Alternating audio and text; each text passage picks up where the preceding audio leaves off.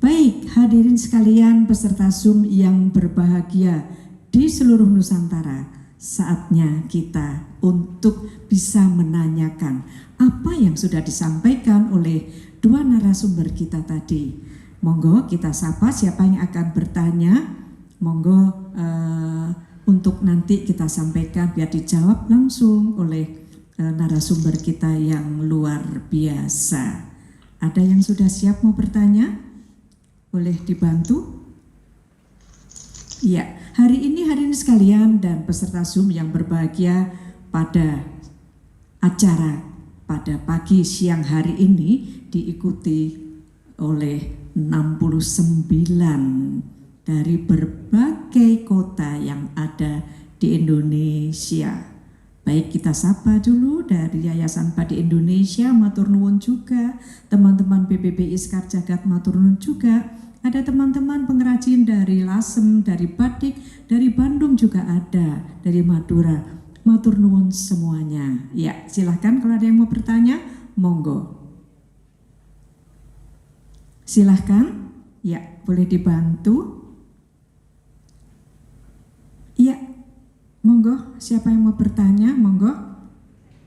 Apa boleh saya dilihatkan chatnya kalau mungkin ada yang bisa bertanya lewat chat? Ya, silakan yang mau bertanya, monggo. Monggo di mute dulu. Itu masih di unmute jadi kami belum bisa mendengar. Di mute dulu silahkan. Nama dan dari mana?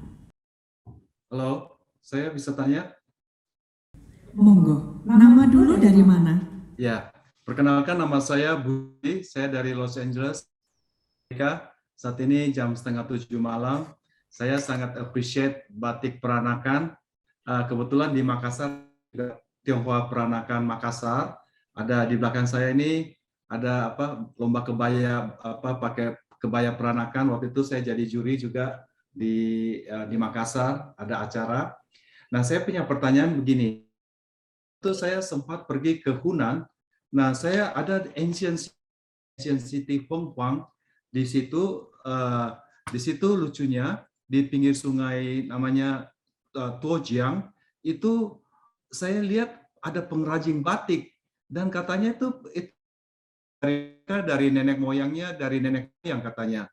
Saya heran kenapa bisa ada pengrajin batik nenek moyang ini, gambar di belakang saya. Ini ancient kota ini, situ Feng Huang. Dan mereka punya corak kebanyakan warnanya biru, dia punya dasarnya gitu. Kota ini saya lihat orang buat batik juga di Tiongkok gitu loh, yang ini. So apa mungkin ada atau bagaimana saya tidak tahu. Mungkin mohon pencerahan dari para pembicara. Terima kasih, salam dari LA. Matur nuwun Mas Bruce dari Los Angeles, luar biasa. Salam buat teman-teman di sana, salam cantik, tetap lestarikan batik Indonesia di sana. Baik, satu penanya dulu. Dan untuk penanya ini akan kita sampaikan kepada Pak Kuang. Halo Mas Kuang, tolong bisa dijawab apa yang sudah ditanyakan oleh Mas Bruce Lee. Bagaimana kok di Tiongkok ada pengrajin? Bagaimana sih sisik meliknya kok bisa begitu? Monggo Mas Kuang untuk dijawab. Iya, halo. Pak Kuang, silakan dijawab pertanyaan dari Mas Bruce Lee dari Los Angeles. Terima kasih Pak Bujali. Wah, salam canting juga nih ya, jauh-jauh di Los Angeles. Mempromosikan budaya Nusantara, budaya Indonesia. Terima kasih untuk itu ya. Nah, ini tentang apa yang Pak Bujali itu saksikan ya di Feng Huang. Saya lupa di mana. Kalau salah itu di Jiangsu juga ya. Di Jiangsu ya. Nah, daerahnya itu kan dekat Shanghai kan. Nah, itu saya memang yang tadi saya sampaikan tentang kain Nanking atau Nanjing itu ya. Nanjing itu kan memang di Jiangsu ya. Nanjing itu kan di Jiangsu ya. Sementara di dekat situ ada Shanghai. Ada Shanghai, kota Shanghai. Nah, kemudian di Shanghai kalau kita ke sana juga ada toko-toko souvenir yang jual batik-batik warna biru seperti itu ya. Seringkali orang nyebut itu Nankin Blue gitu ya. Nankin itu saya menduga itu berasal dari Nanking. Itu bahasa Hokkien ya. Tapi sekarang dipakai menjadi sebuah istilah untuk menyebut kain itu. Sama halnya dengan kita bicara tentang canting dan batik yang akhirnya mendunia ya. Ada yang berasal dari kata-kata lama di Jawa seperti itu. Nah, jadi tentang yang keberadaan batik ya di China ya. Saya afirmasi ya, kalau ini secara teknik pasti ada. Itu kan di China, itu ada. Kalau India, saya masih skeptik. Terus terang aja ya, India itu saya skeptik. Teknik batik artinya menggunakan malam ya sebagai media rintang warna. Ya, saya udah pastikan kalau India itu setelah Rabindranath Tagore itu pemenang hadiah Nobel datang ke Pulau Jawa tahun 1928 ya. Itu beliau disambut oleh Mangkunegoro berapa? Saya lupa Mangkunegoro, saya lupa itu. Nah, yang tahun 1928 ya. Di Purana Mangkunegaran itu Rabindranath Tagore itu kemudian kagum ya dengan tari-tarian Jawa dan kemudian juga dengan batik kan di situ. Jadi waktu pulang ke Santiniketan, lembaga pendidikannya dia itu yang di India, kemudian dua pengalaman kemudian di follow up sehingga dia kemudian kirimkan staf-stafnya itu ke Jawa untuk belajar ya tari-tarian dan juga batik ya. Nah dari situ kemudian di Santiniketan itu berkembang namanya batik Santiniketan. Nah setelah itu baru berkembang ke negara di India sampai sekarang ya seperti itu. Artinya kalau dari misalnya kita bisa lihat sebelumnya itu nggak ada teknik menggunakan malam di India, berarti batik India yang menggunakan malam berasal dari Jawa. Itu pertama ya. Ya, tapi kalau motifnya kita akuin ya itu memang kita mengambil dari motif-motif Chinese ya yang tidak menggunakan teknik batik sebetulnya.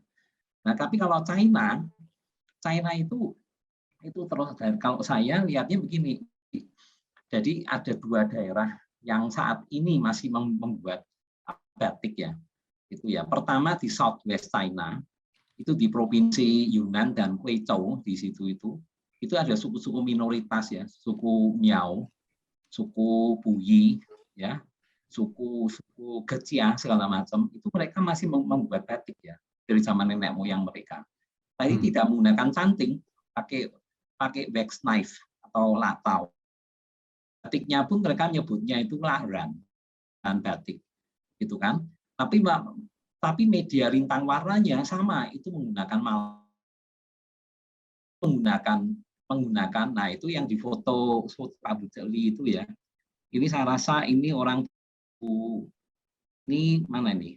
Ini suku itu dia punya topinya kayak seperti orang Minangkabau. Ya, ini suku Buyi salah. Ini suku Buyi. Ya. Ini batik mereka bikin batik ya. Nah, mereka bikin batik seperti itu. Nah, oke. Jadi warnanya biru ya. Biru putih seperti itu indigo ya, nggak ada warna-warna lain. Baru sekarang ini aja mulai menggunakan sintetik ya, warna-warni seperti itu ya. Tapi aslinya itu indigo seperti itu dan itu batik ya. Itu tekniknya tulis ya.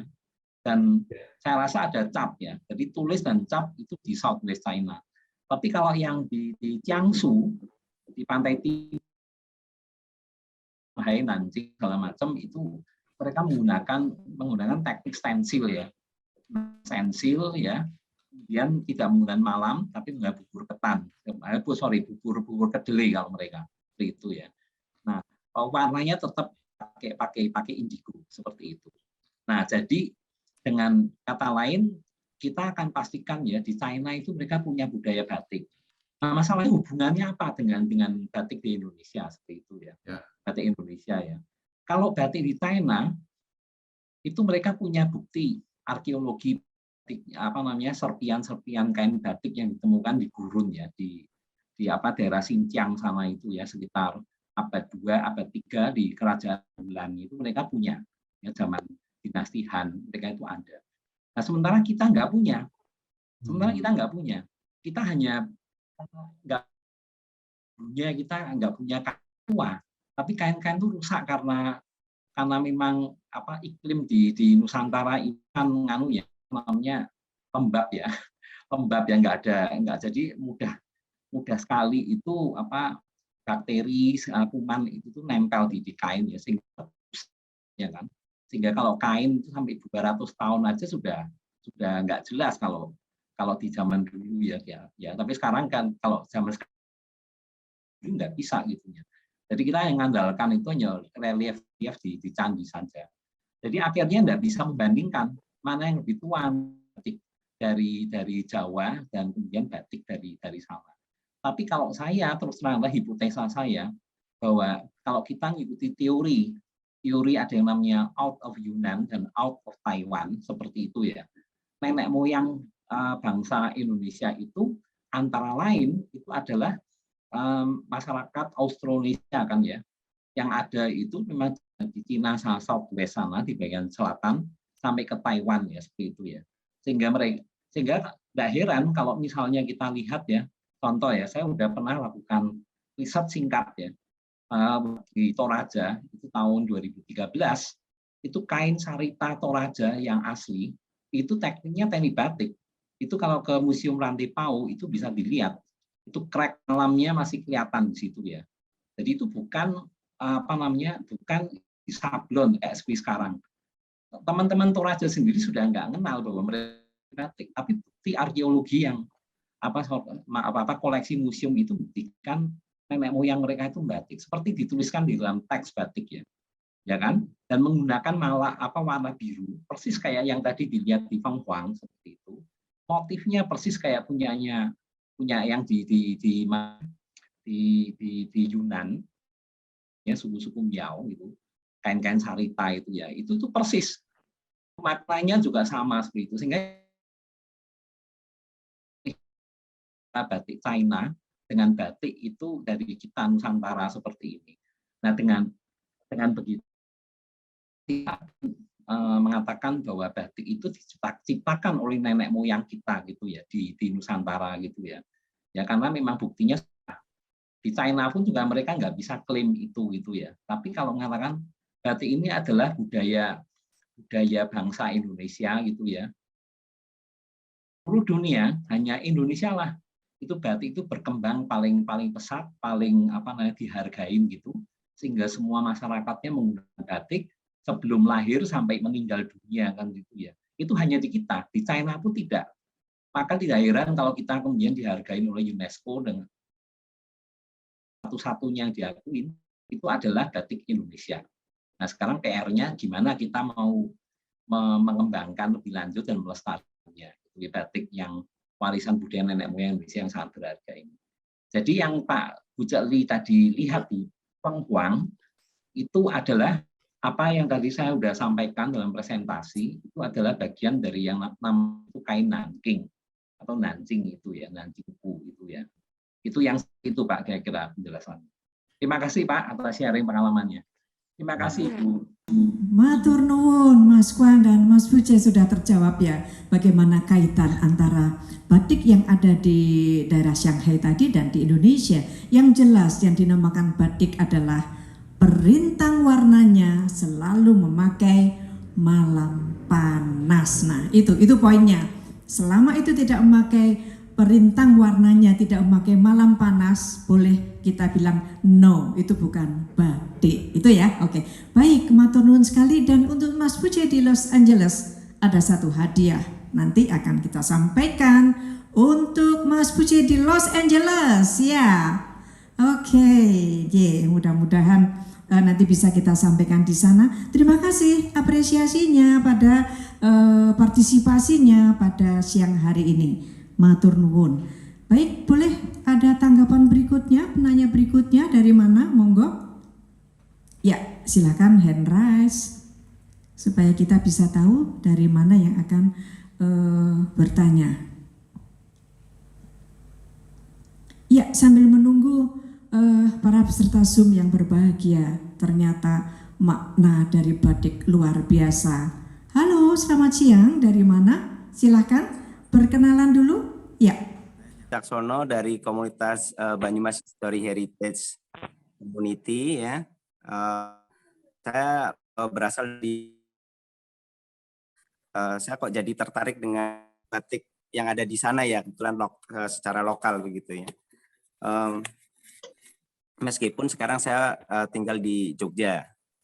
Saya ada pertanyaan nih untuk Pak William ya. Selamat siang Pak William dan semuanya. Saya banyak mendengar kalau batik peranakan di Banyumas itu masuk sebagai batik pesisir. Nah, ini saya kurang paham ya, kok bisa masuk ke batik pesisir sedangkan di Banyumas itu sendiri bukan di pesisir seperti itu. Yang pertama itu, dan kemudian batik-batik yang di sana, karena saya tahu kalau di Banyumas kota itu sebagian besar wilayah pecinan itu dulu kawasan batik begitu. Nah, di tahun 50 itu menurut mereka itu mereka tidak lagi mengembangkan batik apa sih istilahnya buketan, iya buketan, tapi justru motif Jawa gitu ya. Itu kok bisa berubah ya, tidak lagi apa ya mengembangkan apa yang dulu sudah dikembangkan, dikenal sebagai batik yang pesisir itu, dan kemudian kenapa tidak lagi dikembangkan gitu ya. Dan kemudian yang terakhir pertanyaan saya adalah siapa saja tokoh-tokoh ya batik di Banyumas, karena tadi saya melihat ada paparan yang menyebutkan tokoh batik Banyumas begitu. Ada gambarnya juga Kak tadi kayaknya. Mungkin begitu saja, terima kasih dari saya. Selamat siang. Iya, matur nuwun, ini PR buat Pak Kwan. Jadi kenapa Banyumas itu tempatnya kalau dipetakan tidak di pesisir, kenapa disebut batik pesisir begitu ya. Kemudian siapa tokoh-tokoh di sana dan kenapa motif-motif yang ambilnya dari Jawa, jadi bukan motif dari sana yang dikembangkan. Monggo Pak William Kwang untuk dijawab.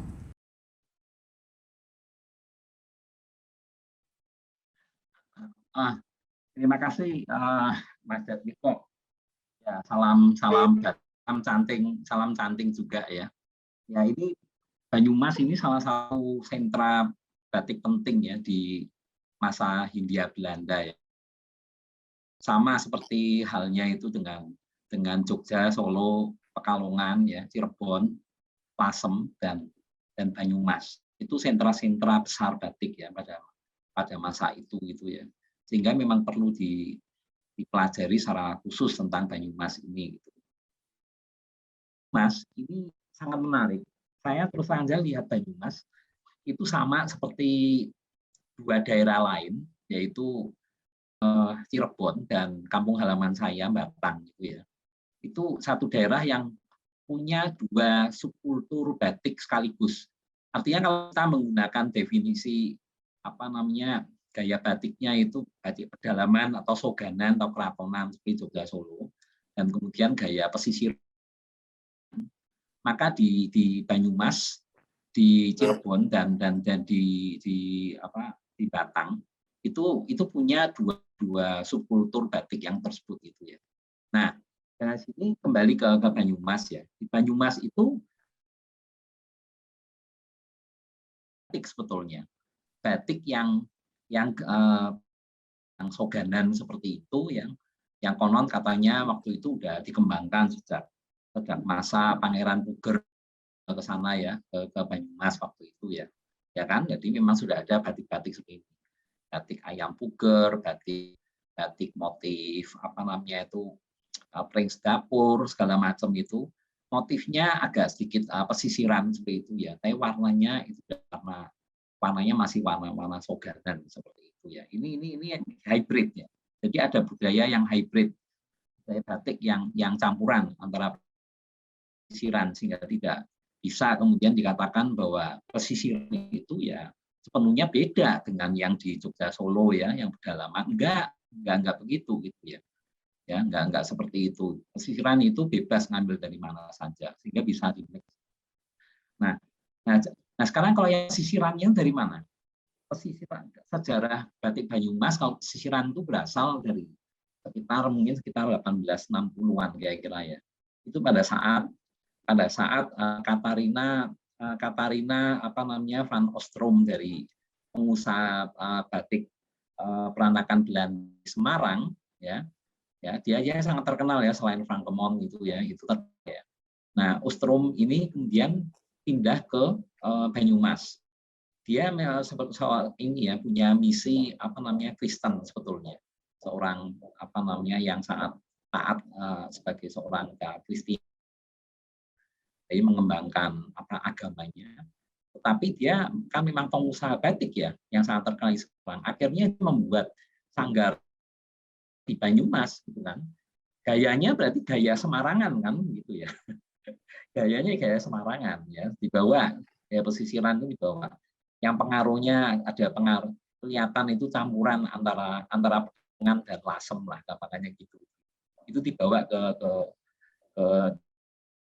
nah, yang motif bisa sama gitu ya. Tapi kalau warna belum tentu sama. Jadi apa yang dihasilkan di warna, terutama warna merah ya contohnya ya, yang di Semarang seperti itu, ternyata nggak bisa dibikin sama di Banyumas.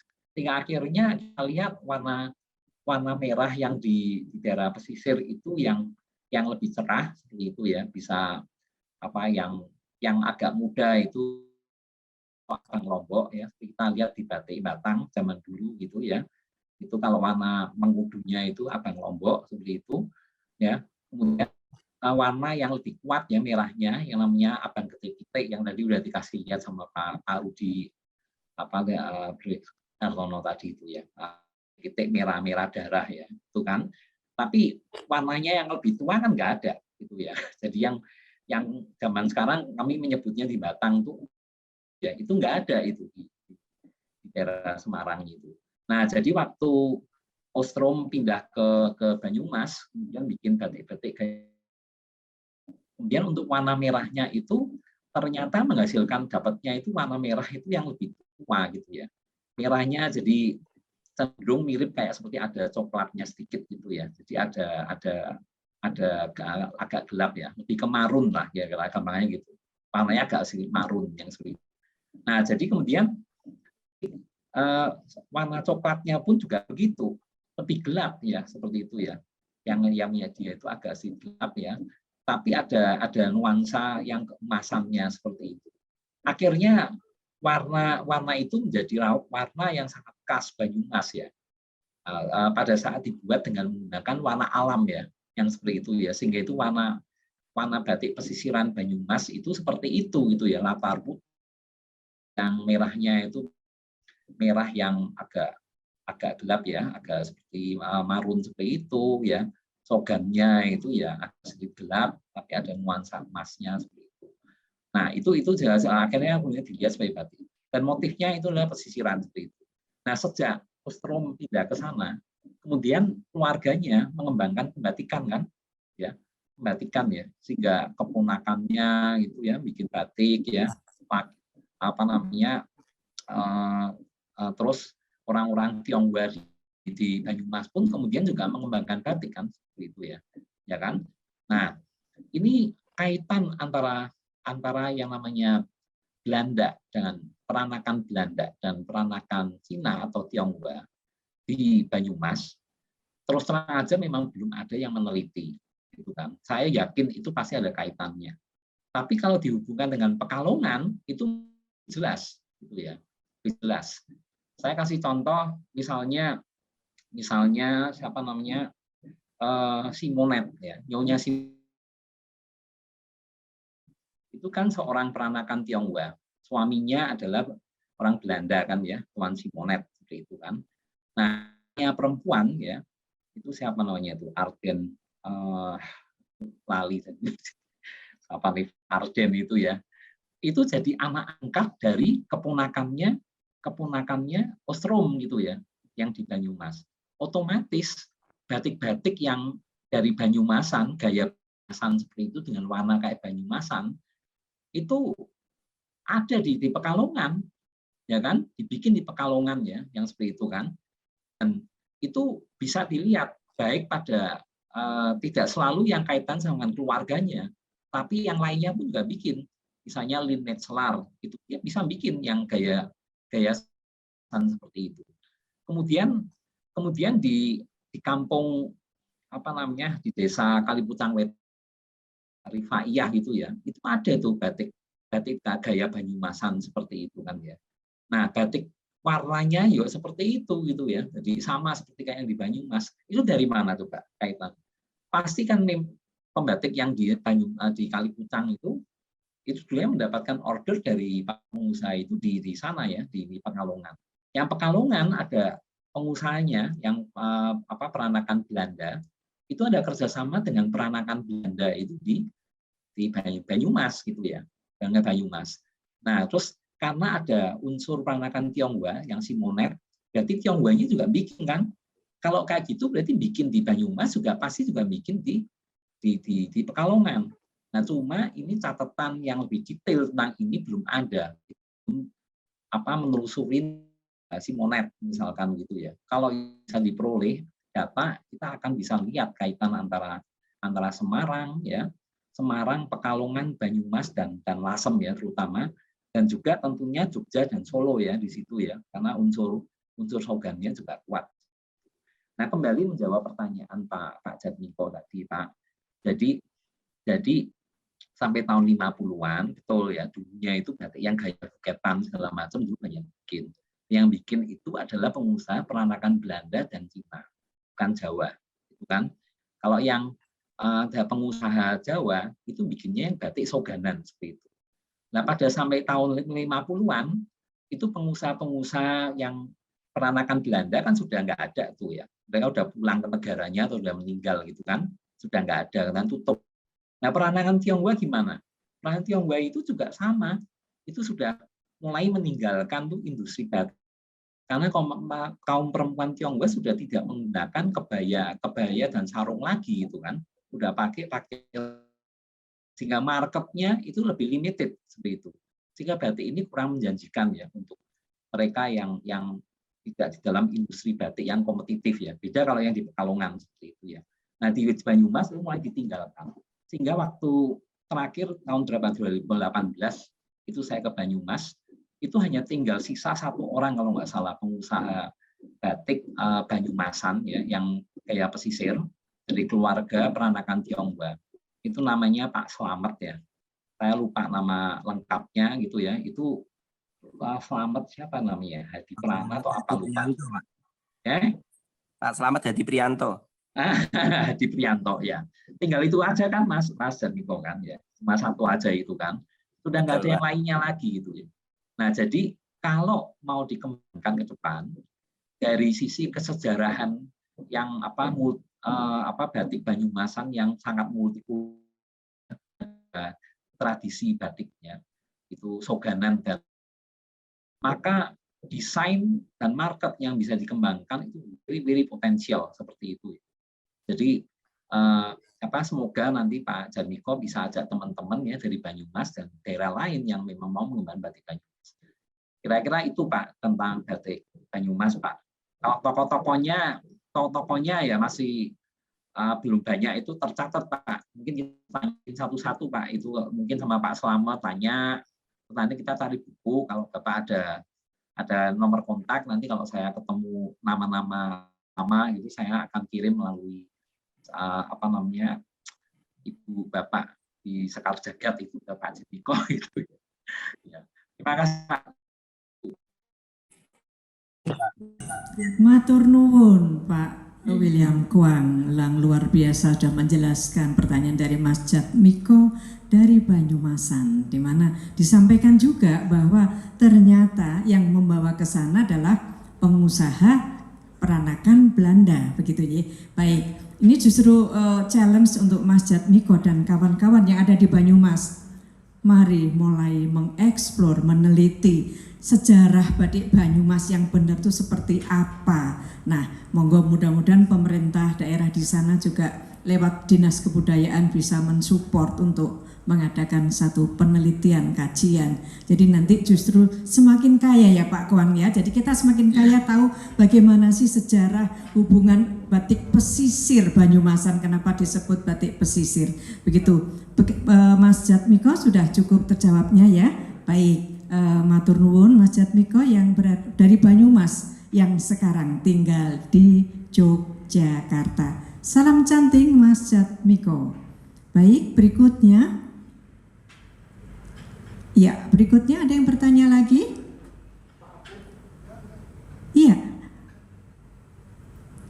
Iya, Pak Kuang, ternyata Pak Kuang ya, batik tadi kita tahu bahwa gringsing itu luar biasa. Salah satu maknanya, gring tidak, sing adalah sakit. Jadi saat batik gringsing dibuat, didoakan maknanya supaya yang memakai terhindar dari mara petaka, tidak sakit, semuanya sehat walafiat. Begitu ya Pak Kong ya. Ini salah satu dari motif-motif yang luar biasa. Baik, berikutnya hadir di sini sudah. Halo, selamat siang Ibu, selamat siang Ibu. Boleh di mute sehingga kalau mau bertanya kami bisa tahu asmonya, namanya dan dari mana. Dipersilakan Ibu. Dengan saya kah Ibu Erni? Ya, baik. Matur saya Ibu Indra dari Bekasi, Ibu. Kemungkinan ini pertanyaan ke Pak William. Sejak tahun 70-an kebetulan saya tinggal di Jakarta.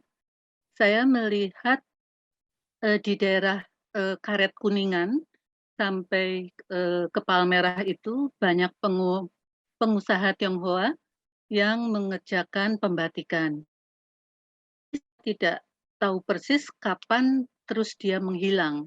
Kemungkinan menghilangnya karena pembangunan kota, terutama adanya jalan-jalan baru di wilayah itu yang menjadi wilayah pertokoan. Ya. Yang ingin saya tanyakan, kira-kira itu mereka dimulai tahun berapa, Pak? Eksisnya di Batavia, karena dari foto lama yang masih berbahasa Belanda disebutkan itu mereka pembatik dari Batavia. Ya. Kemudian kira-kiranya apakah benar-benar menghilang ataukah mereka pindah lokasi? Dan karena Jakarta itu juga pesisir, apakah batik-batik mereka itu termasuk ke dalam batik pesisiran? Jadi mungkin itu pertanyaan saya, Pak. Kira mereka eksis itu sekitar tahun berapa, dan kemudian kalau menghilang, apakah betul-betul menghilang, beralih profesi? Para pembatiknya memang saya menemukan beberapa di daerah Palmerah, tapi mereka sudah menjadi pedagang sayur dan sebagainya. Nggih, matur nuwun. Demikian pertanyaan saya, Bu. Nggih, matur nuwun Bu Indra dari Bekasi. Salam canting ya Pak Kwan. Rupanya di Bekasi banyak sekali pembatik dan sekarang banyak sudah beralih profesi dan sudah tidak diketahui lagi. Nah, ini PR dari Pak William, kemanakah mereka? Ada beberapa yang jadi tukang sayur begitu ya. Dan satu lagi adalah apakah bisa disebut di sana itu karena tempatnya di pesisir, batik dari Batavia boleh disebut batik pesisiran tidak? Monggo Pak William Kuang. Terima kasih Ibu Bu Indra, ya atas pertanyaannya yang bagus nih. Ibu, tentang batik Batavia ini memang banyak itu yang mengeksplor. Terakhir Pak Hartono Sumartono kalau salah itu bikin buku ya tentang batik Batavia seperti itu ya. Dia pasti akan tahu lebih banyak karena di Batavia, karena istri beliau itu memang anak pengusaha batik Batavia gitu di daerah Karet ya, masalah ya, daerah Karet seperti itu. Nah, perlu diketahui tentang batik Batavia ini yang memang betul ini udah ada lama sebetulnya, udah lama. Kalau kita baca misalnya statistik Belanda kan 1930-an gitu ya, terus kemudian lihat foto ya yang di museum-museum di Belanda segala macam, itu paling tidak itu kalau 1900 awal ya 1900 awal itu sudah ada tuh data pembatikan di Batavia minimal loh itu ya, minimal. Kalau sebelumnya saya nggak tahu ya, ini berdasarkan data yang udah keluar aja ya, itu pasti ada ya. 1930 pasti, 19 misalnya 10 gitu ya, Kalau lihat foto pasti sudah ada. Tadi 1880 nggak tahu saya. Tuhan nggak tahu ya. Ini dinamika bisnis ya, harus kita tahu industrinya seperti apa di situ perkembangannya waktu itu. Nah, tapi yang perlu dicatat ya, bahwa bisnis batik ini kan memang bisa, bisnis batik seperti ini ya, bisnis batik itu kan memang intinya itu bisa orang itu menempatkan diri itu pada dua satu lokasi produksi ya, dan yang kedua itu adalah lokasi pasar ya, market gitu kan.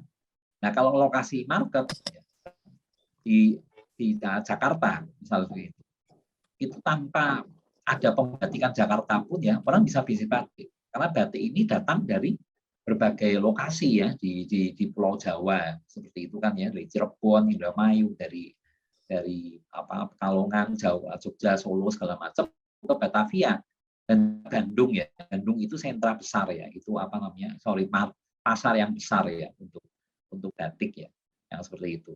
Nah jadi setelah orang-orang Jakarta ya, ini para pengusaha batik di Jakarta itu kemudian lihat potensinya, mereka tentunya mendapatkan keuntungan lebih ya, sehingga akhirnya nyoba juga itu untuk ngambil pembatik-pembatik itu dari daerah kan, di Pekalongan misalnya contohnya, direkrut, dibawa ke Jakarta ya, kemudian di sana kemudian dikasih tempat ya untuk ya mereka batiknya ya pasti batiknya tulis sama cap gitu kan, sehingga kaum perempuan dan kaum laki-laki dari Pekalongan atau daerah lain dibawa ke sana gitu ya, bikin alat cantik cap ya, bikin sendiri di situ dulu pasti ada, saya yakin sama saya pernah ke Lasem itu ya, di Lasem itu dulunya juga ada cap sama cap gitu ya, walaupun sedikit ya, karena ada di Jakarta otomatis juga ada seperti itu.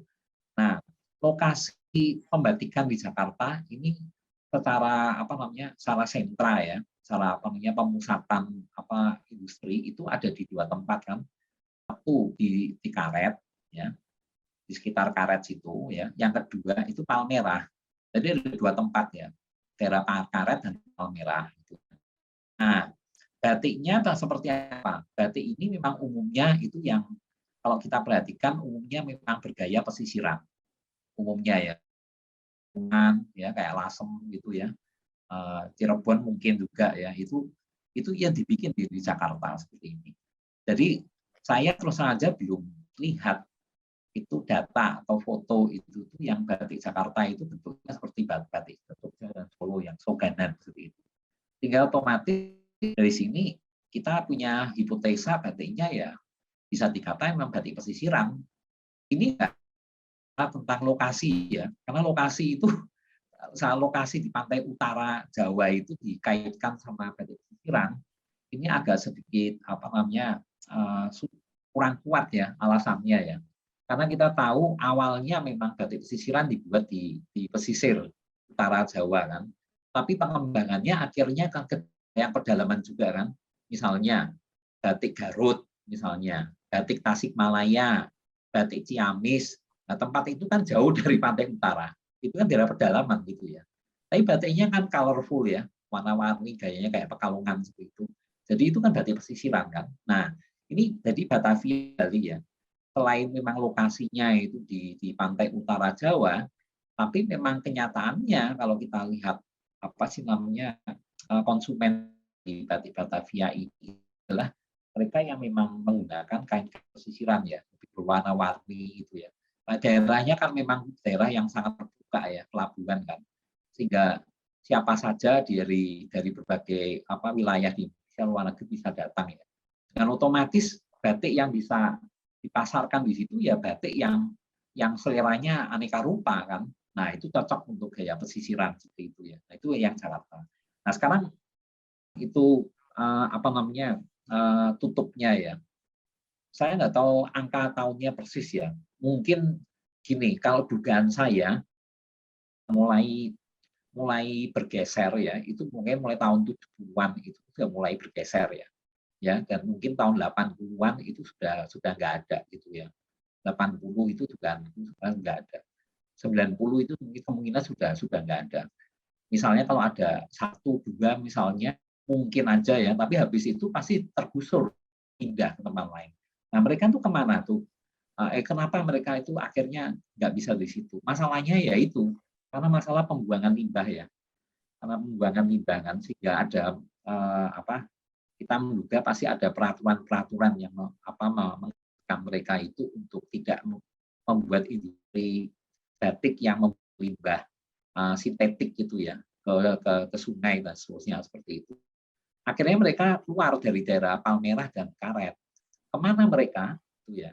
Nah mereka ini perginya itu ke Ibu Indra, kedua lokasi.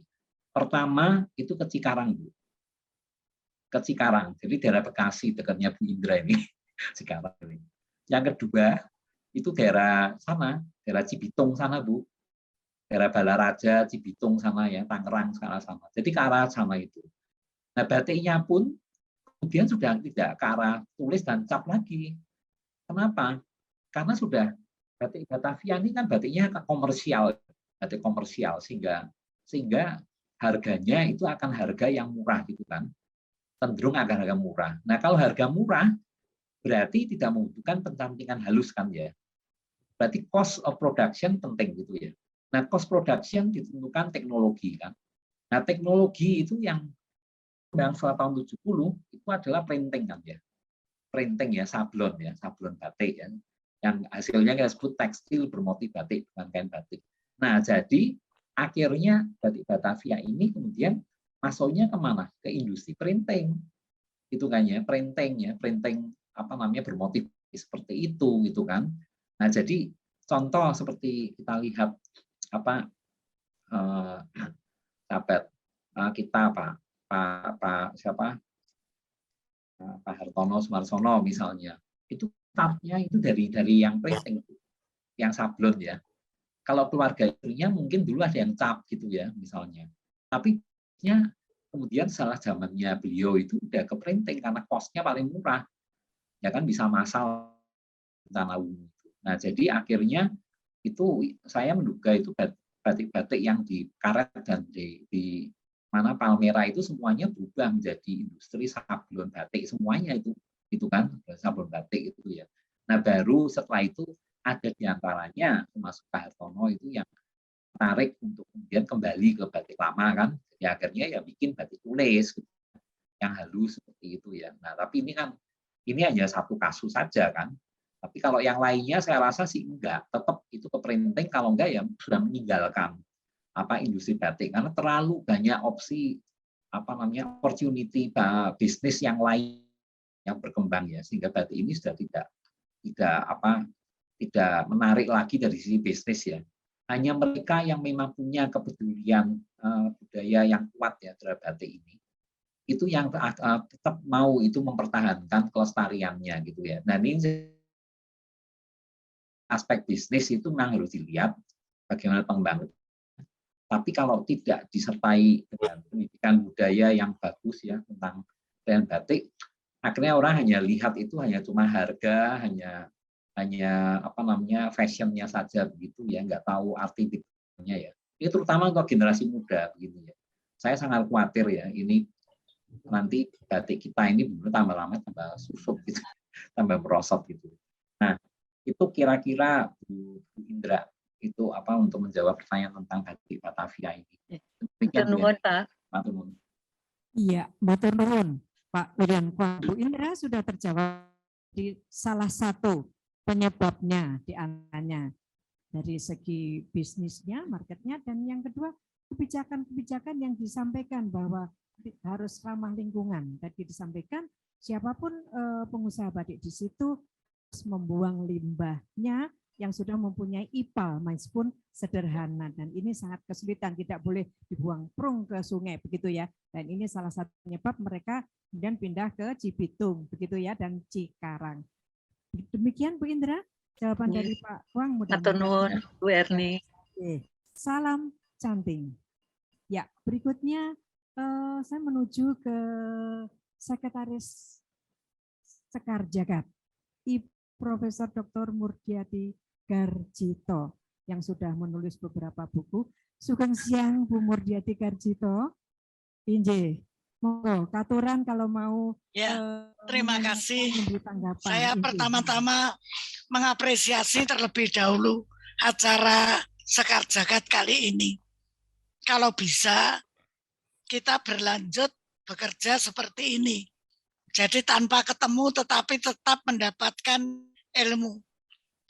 Kemudian yang kedua, saya ingin menyambung pertanyaan Bu Indra yang sudah kebetulan apa yang saya tanyakan ini sudah sedikit dijelaskan oleh pembicara, oleh narasumber. Nah, yang ingin saya tanyakan itu adalah kalau tadi dibicarakan sampai Batavia, yang notabene memang penduduknya itu sangat diverse, sehingga Batavia itu adalah melting pot karena tetapi batiknya memang betul batik pesisiran. Yang ingin saya hubungkan itu karena saya tidak tahu itu adalah batik Banten yang ingin saya sambungkan dengan Sunda Kelapa yang posisinya itu sebagai pelabuhan dagang lebih tua dari Batavia. Karena Batavia itu kalau nggak salah 1740. Tetapi yang Banten ini lebih kuno lagi karena sangat besar karena perdagangan rempah ya.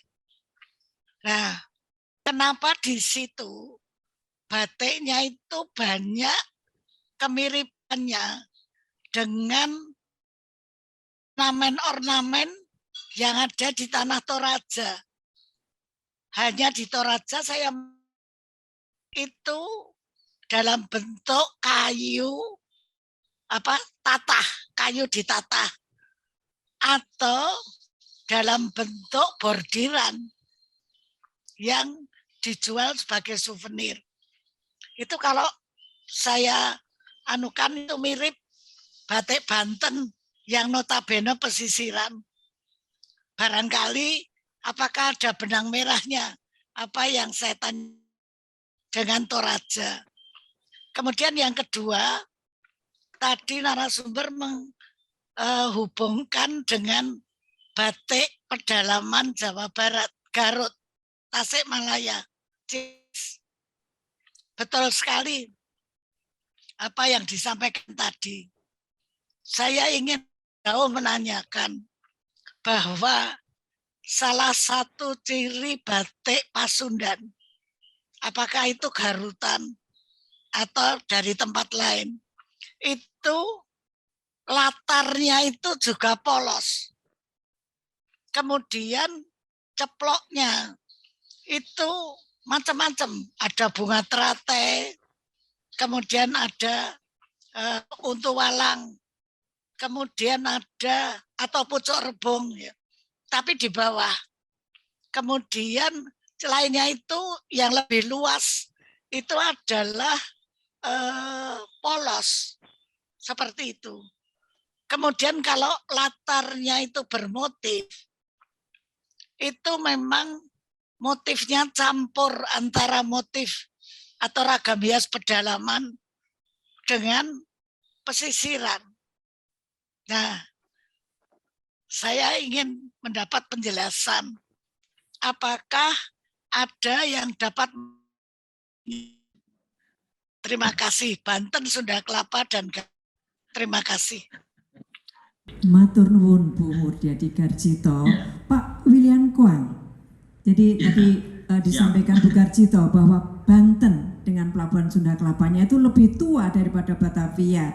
Nah, kok ada kemiripan dengan batik yang dari Toraja, di mana dari motifnya adalah dari kayu ditatah tadi ya, itu pertama. Yang kedua, bagaimana dengan batik-batik pedalaman Garut dan Tasik yang tetap latarnya tetap polos dan motif-motifnya adakah kaitan dengan batik pesisiran?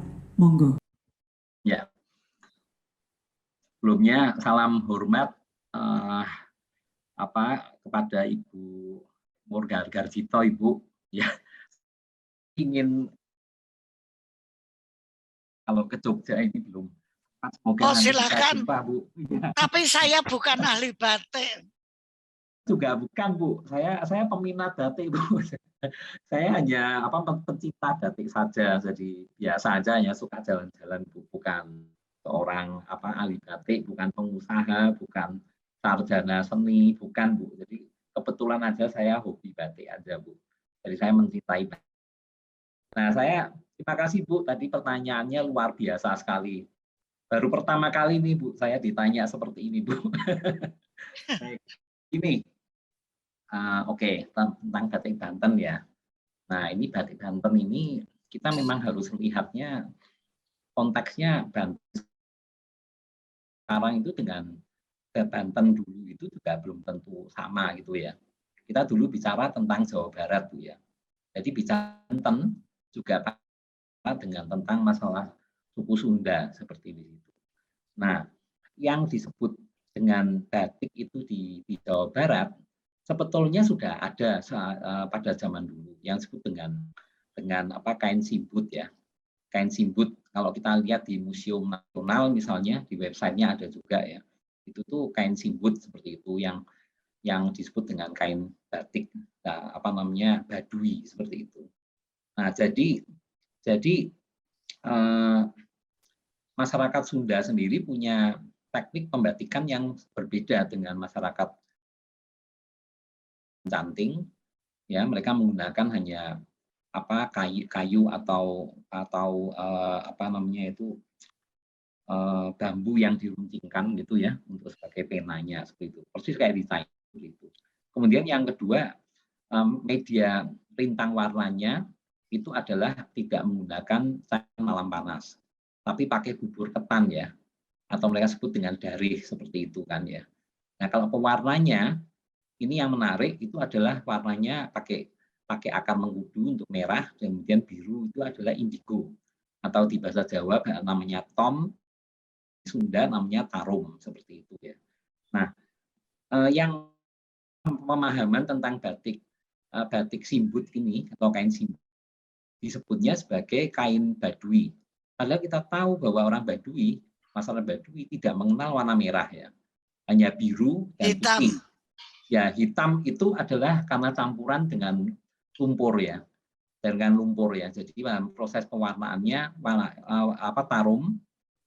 tarum itu kemudian dicampur dengan lumpur sehingga mendapatkan warna coklatnya di situ ya, warna merahnya sehingga dikombinasi 3 warna menghasilkan black atau warna hitam ya. Sehingga akhirnya warnanya hanya seperti batik sogan sebetulnya gitu ya. Itu mereka hanya tidak sama sekali seperti itu.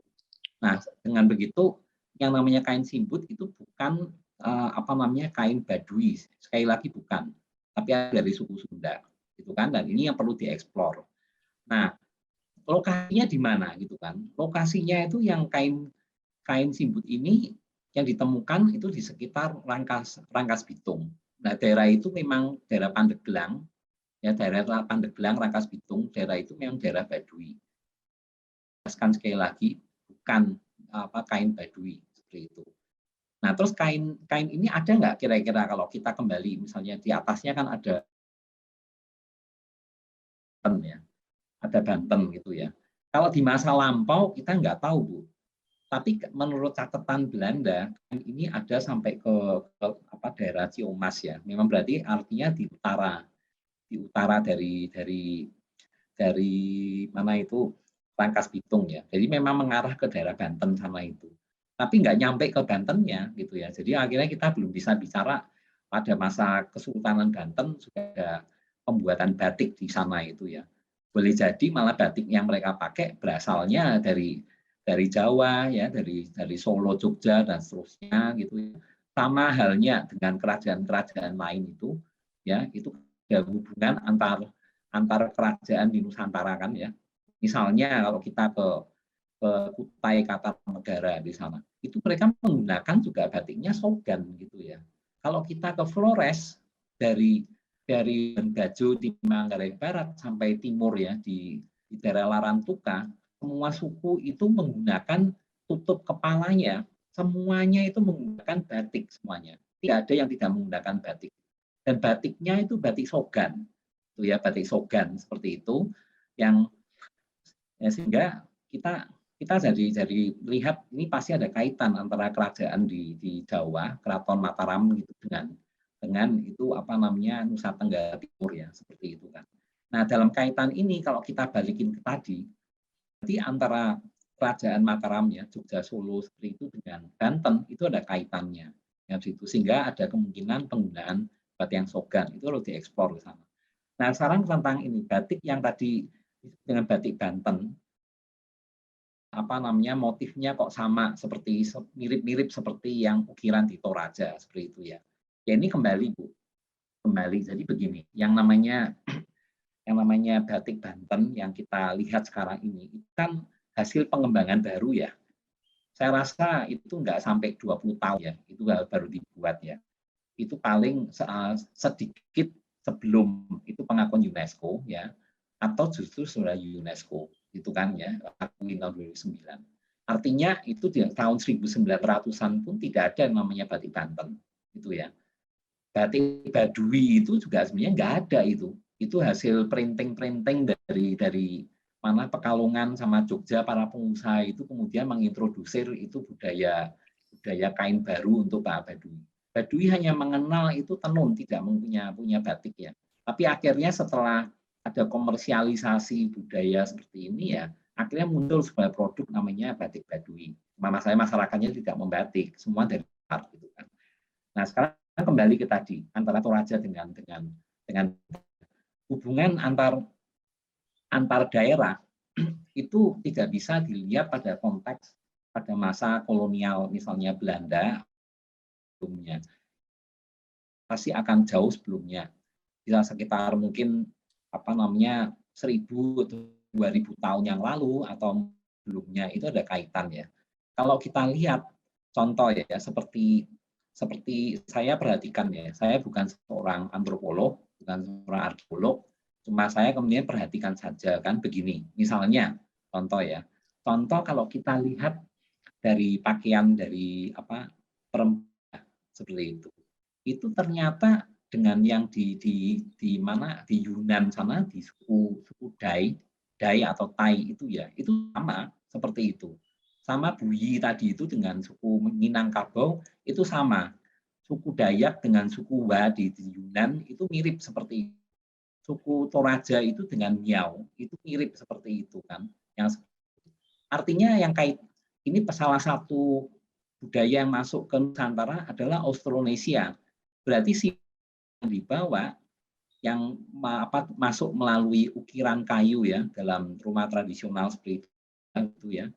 Kemudian di mana Batak, di Dayak yang ada itu di komunitas Austronesia itu sebetulnya mirip, bedanya sedikit setelah ribuan tahun agak berubah sedikit. Misalnya garis diagonalnya hilang gitu ya.